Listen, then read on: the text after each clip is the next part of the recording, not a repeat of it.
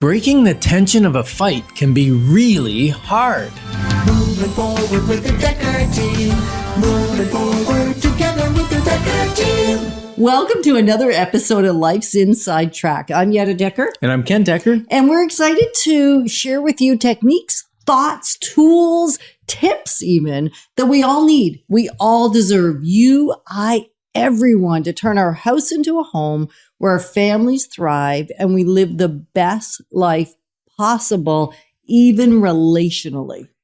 Yeah, that's one of the most important things, I think. Because, Yetta, when we're having a rip-roaring fight, and it's funny because, well, it's not funny during the fight because...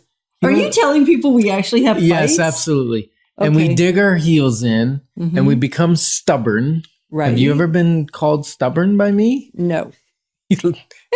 Your nose is growing.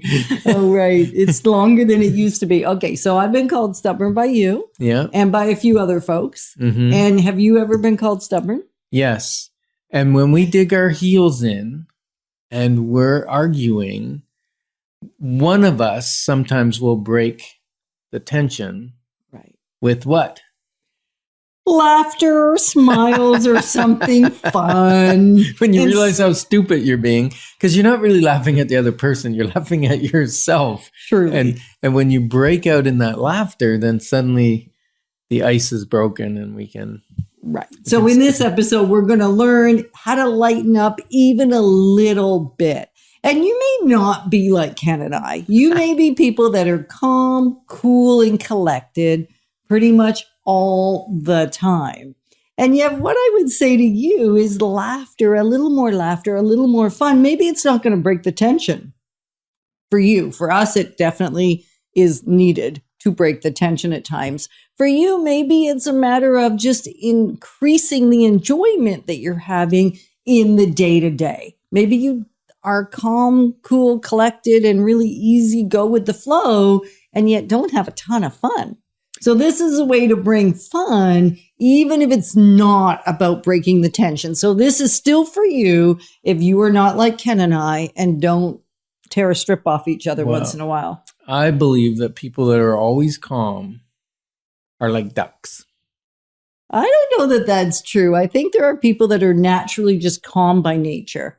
All the you time, and I don't know never them disagree, well. never disagreeable, never wake up grumpy. Seldom. Well, I know what I do when I wake up grumpy. Yeah. I'm going to get the joke wrong. You're going to have to tell it. You already okay, you tell it. Okay, go ahead. Yeah, so you usually say, sometimes I wake up grumpy. Yeah. And sometimes I let her sleep in. Exactly. And I try so hard to tell jokes. So that's actually one way we will break the tension. Is I let him tell me a joke that I've heard 100 times or more, maybe 1,000 times or more, and that will break tension. Because you laugh because the delivery is so perfect. I know, and then you laugh when I try to tell it because the delivery is so bad. Off, so off. And so finding ways to break tension or increase the fun if you don't have tension, because I do believe there are people that are not like ducks. They're not calm, cool, and collected on the top with their feet flipping like crazy underneath. They just live in a calm state. I know it's hard for you and I to relate to that. Yeah, and back when I used to get angry fairly easily, we created some code words, right? Yes. Yeah. Do you remember what my code word was? Well, we've had more than one code word. We've had a few.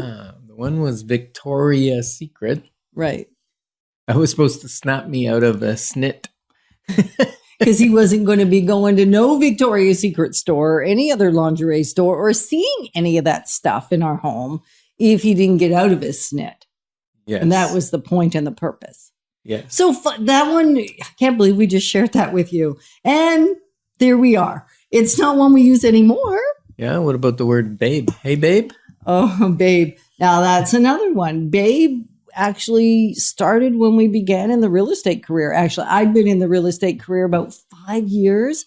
And then Ken was between opportunities, might we say. He'd started a few businesses. They had not succeeded at a high level. And so I was working hard, really hard for two.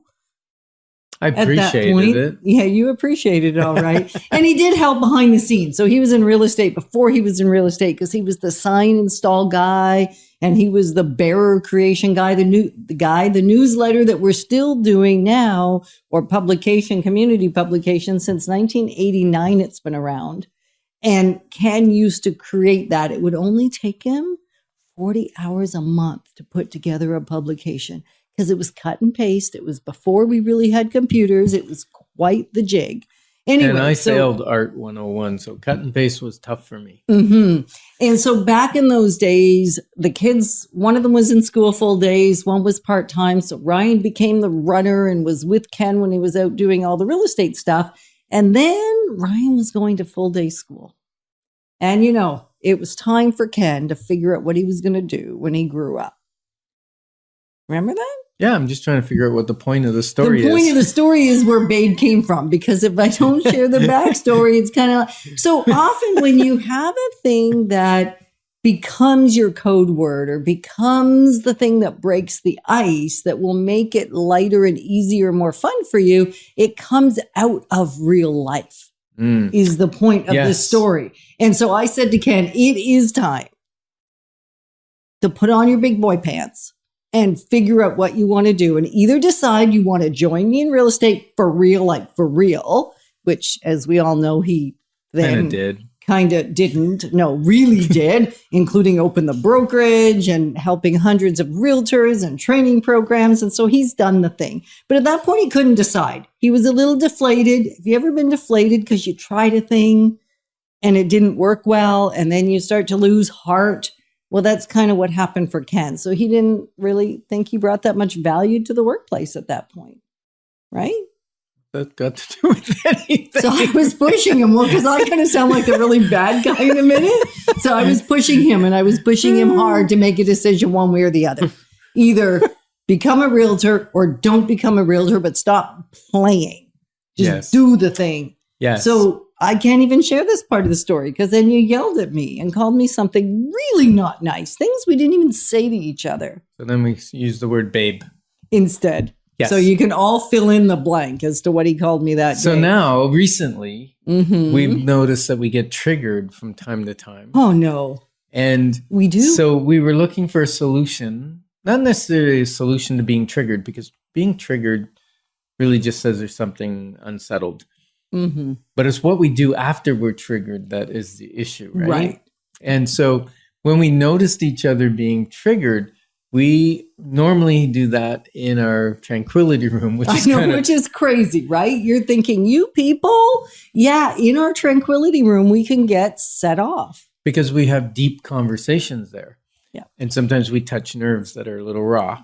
Yeah. And so we put a bottle of water with a spray nozzle on it with a trigger. Yes. And we get to spray each other if we get triggered. And not that we get triggered, but if our response is inappropriate when we're triggered, the other person gets to grab the spray bottle. And it's kind of like cat training.